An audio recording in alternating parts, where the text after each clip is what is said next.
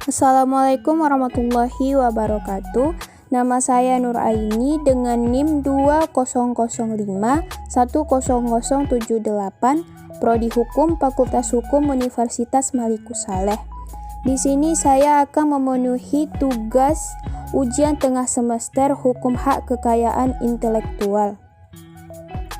Yang mana yang pertama, jelaskan prinsip haki dalam TRIPS WTO disertai dengan contoh yang sesuai. Prinsip haki sendiri ada 4, yaitu prinsip ekonomi, prinsip keadilan, prinsip kebudayaan, dan prinsip sosial. Kemudian prinsip TRIPS WTO sebagai aspek dagang yang terkait dengan hak atas kekayaan intelektual, yang mana dalam aspek ini ada perjanjian yang berlaku untuk semua anggota WTO atau Organisasi Perdagangan Internasional, di mana dalam perjanjian tersebut menetapkan standar minimal untuk regulasi kekayaan intelektual di negara masing-masing. Sebagai contoh, misalnya dalam bidang hak cipta, beberapa konvensi internasional yang berlaku bagi negara penandatanganannya seperti Beijing 13 Audiovisual Performance, kemudian WCT, kemudian WPPT, yang mana setiap negara yang telah menandatangani perjanjian tersebut wajib tunduk pada aturan internasional yang telah disepakati. Akan tetapi, aturan-aturan yang ada dalam konvensi internasional tersebut hanyalah aturan umum saja. Untuk penerapan aturan-aturan umum yang telah disepakati, diserahkan pemberlakuan dan pengaturan sepenuhnya kepada negara yang telah memberlakukan aturan tersebut dalam hukum nasionalnya. Kemudian yang kedua, jelaskan fungsi dan sifat dari hak cipta. Fungsi hak cipta. Yang pertama, perlindungan hak moral. Merupakan perlindungan karya yang melekat secara abadi pada diri pencipta, walaupun terjadi modifikasi ataupun pembelian terhadap karya, nama dari pencipta tersebut harus tetap dicantumkan. Yang kedua, perlindungan hak ekonomi. Hak ekonomi merupakan hak dari pencipta untuk mendapatkan manfaat ekonomi, misalnya bayaran dari penjualan karya. Hal ini juga meliputi beberapa hak, yaitu penerbitan karya, penggadaan karya, serta pendistribusian ciptaan atau salinannya. Kemudian sifat hak cipta. Adapun sifat-sifat hak cipta diantaranya yaitu pencipta atau pemegang hak cipta atas karya sinematografi dan program komputer yang mana memiliki hak untuk memberi izin atau melarang orang lain yang tanpa persetujuannya menyewakan ciptaan tersebut untuk kepentingan yang bersifat komersial. Kemudian sifat yang kedua, apabila suatu ciptaan terdiri dari beberapa pembagian tersendiri yang diciptakan oleh 2 orang atau lebih, yang dianggap sebagai pencipta adalah orang yang memimpin dan mengawasi penyelesaian ciptaan tersebut, dan dalam hal itu tidak ada orang yang dianggap sebagai pencipta. Sifat yang ketiga, apabila suatu ciptaan yang dirancang seseorang diwujudkan dan dikerjakan orang lain di bawah kepemimpinan dan pengawasan perancang, penciptanya adalah orang yang merancang ciptaan tersebut.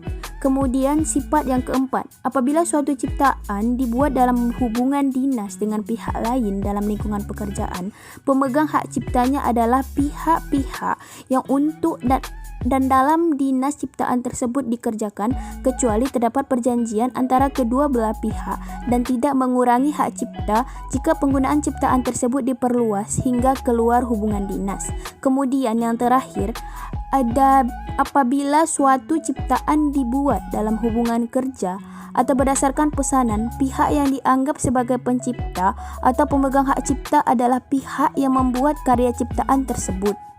Soal yang nomor 3, apa yang dimaksud dari hak moral dan hak ekonomi dari hak kekayaan intelektual? Jelaskan dengan contoh.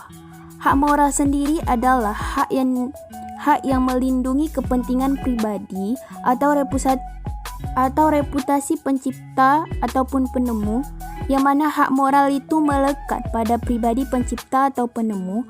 Hak moral sendiri tidak dapat dipisahkan dari pencipta atau penemu karena bersifat pribadi dan kekal, yang mana sifat pribadi menunjukkan ciri khas yang berkenaan dengan nama baik, kemampuan, dan integritas yang hanya dimiliki oleh pencipta atau penemunya. Kemudian kekal artinya melekat pada pencipta atau penemu selama hidup bahkan setelah meninggal dunia. Sebagai contoh, dalam praktek seringkali pihak lain di luar pencipta yang melakukan eksploitasi secara ekonomis dan bukan penciptanya sendiri. Pihak lain tersebut melakukan pengumuman dan memperbanyak hak cipta guna mendapatkan keuntungan. Hak ekonomi adalah hak untuk memperoleh keuntungan ekonomi atas kekayaan intelektual. Dikatakan hak ekonomi karena hak kekayaan intelektualnya adalah benda yang dapat dinilai dengan uang, yang mana keuntungan sejumlah uang yang diperoleh karena penggunaan sendiri hak kekayaan intelektual atau karena penggunaan oleh pihak lain berdasarkan lisensi. Hak ekonomi itu diperhitungkan karena hak kekayaan intelektual dapat digunakan ataupun dimanfaatkan oleh pihak lain dalam perindustrian atau perdagangan yang mendatangkan keuntungan. Dengan kata lain, hak kekayaan intelektualnya adalah objek perdagangan. Sebagai contoh, produser rekaman lagu mengumumkan dan memperbanyak suatu ciptaan lagu dan menjualnya, di mana dalam hal tersebut akan mendapatkan keuntungan dengan memperbanyak ataupun menjual lagu tersebut. Kemudian soal yang nomor 4, apa yang dimaksud dengan Protokol Madrid dalam pendaftaran hak cipta? Protokol Madrid merupakan suatu pilihan dalam pengajuan permohonan pendaftaran merek internasional. Protokol Madrid memberikan jalur alternatif bagi pemilik merek untuk mendaftarkan mereknya di luar negeri, yang mana secara umum sistem ini menyederhanakan proses pendaftaran merek. Penyederhanaan proses tersebut meliputi tahap permohonan dan pasca pendaftaran. Pada tahap permohonan, memiliki merek cukup mengajukan satu aplikasi dalam suatu pilihan bahasa melalui menteri yang ditunjuk ke Biro Internasional untuk diteruskan ke negara tujuan. Kemudian soal yang nomor 5, jelaskan prosedur pendaftaran hak cipta di Indonesia. Prosedur pendaftaran hak cipta yang pertama yaitu mendaftar di kantor wilayah Departemen Hukum dan HAM, yang mana prosedur yang pertama itu dengan cara konvensional, yaitu datang langsung ke kantor wilayah Departemen Hukum dan HAM yang berada di ibu kota provinsi masing-masing. Yang kedua, mendaftar secara daring, yang mana Ditjen Hak Kekayaan Intelektual telah mempermudah proses pendaftaran hak cipta dengan menyediakan portal registrasi daring atau online melalui laman tertentu, yang mana cara ini dijamin aman dan cepat karena Anda akan langsung dihubungkan dengan Ditjen Hak Kekayaan Intelektual Pusat.